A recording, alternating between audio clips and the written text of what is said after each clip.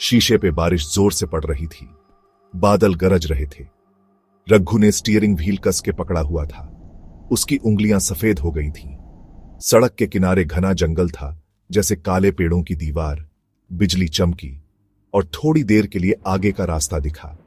रघु कांपा और अपनी पतली जैकेट को और कस के लपेट लिया। उसे देर हो रही थी। एक दूसरा रास्ता उसे इस सुनसान जंगल वाली सड़क पे ले आया था। वो बस तूफान के और ज्यादा बिगड़ने से पहले गांव पहुंचना चाहता था। अचानक रघु ने सड़क के किनारे एक आकृति देखी। सफेद साड़ी में एक औरत, उसकी पीठ उसकी तरफ थी। वो भीगी हुई थी और हवा से बचने के लिए अपना सर झुकाए हुए थी। इस वीरान जगह पे इस वक्त वो बिल्कुल बेमेल लग रही थी। रघु ने गाड़ी धीमी कर दी। क्या उसे मदद करनी चाहिए? वो झिझका। उसकी रीढ़ में एक डर की लहर दौड़ गई। लेकिन औरत साफ परेशानी में थी। वो उसे ऐसे अकेला नहीं छोड़ सकता था। उसने गाड़ी थोड़ा आगे रोक दी और खिड़की नीचे कर दी। एक्सक्यूज मी, उसने आवाज लगाई। उसकी आवाज तूफान की गर्जना में लगभग खो गई। Can I help you? Get in, I will give you a lift. औरत घूमी। उसका चेहरा पीला था, मंद रोशनी में लगभग पारदर्शी। उसकी आंखें गहरी और अथाह रघु को घूरती हुई प्रतीत हो रही थी। उसे एक कंपकंपी महसूस हुई, पूरी तरह से ठंड से नहीं। वो गाड़ी की तरफ बढ़ी।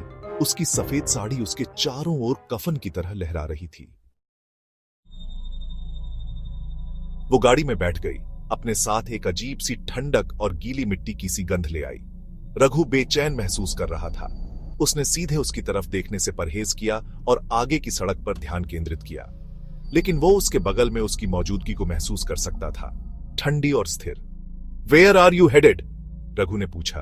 उसकी आवाज तनी हुई थी। औरत ने कोई जवाब नहीं दिया। वो सीधे आगे घूर रही थी। उसकी निगाहें दूर किसी चीज पर टिकी हुई थीं। रघु ने उसकी निगाहों का पीछा किया। बारिश की झड़ियों के बीच वो एक पुराने श्मशान के टूटे हुए तोरणद्वार को देख पा रहा था। गाड़ी एक गड्ढे पर झटके से उछली। रघु ने अपनी सवारी की तरफ देखा। उसके बगल वाली सीट खाली थी। औरत गायब थी, गायब हो गई थी। उसने ब्रेक लगा दिए। उसका दिल जोर से धड़क रहा था। उसका कोई निशान नहीं था। पूरी तरह से हिल चुका, रघु गाड़ी चलाता रहा। वो गांव पहुंचा। तूफान से बचने के लिए घरों का एक झुंड इकट्ठा था। वो एक चाय की दुकान पर रुका, एक गर्मा गर्म पेय और कुछ जवाबों के लिए बेताब। एक बूढ़ा आदमी आग के पास बैठा अपनी चाय पी रहा था। रघु ने अपना अनुभव सुनाया। उसकी आवाज कांप रही थी। बूढ़े ने धैर्यपूर्वक सुना। उसकी आंखें आग की रोशनी में चमक रही थीं। आह, उसने कहा। जब रघु ने अपनी बात खत्म की, तुम सफेद साड़ी वाली औरत से मिले हो।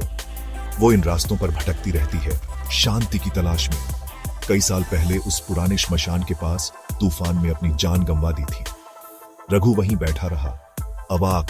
औरत के पीले चेहरे की छवि उसके दिमाग में छपी हुई थी। अब वो समझ गया था। ठंडक, खामोशी, अचानक गायब हो जाना। उसका सामना किसी ऐसी चीज से हुआ था जिसकी कोई व्याख्या नहीं थी। किसी ऐसी चीज से जो हमेशा के लिए उसकी यादों में घर कर जाएगी।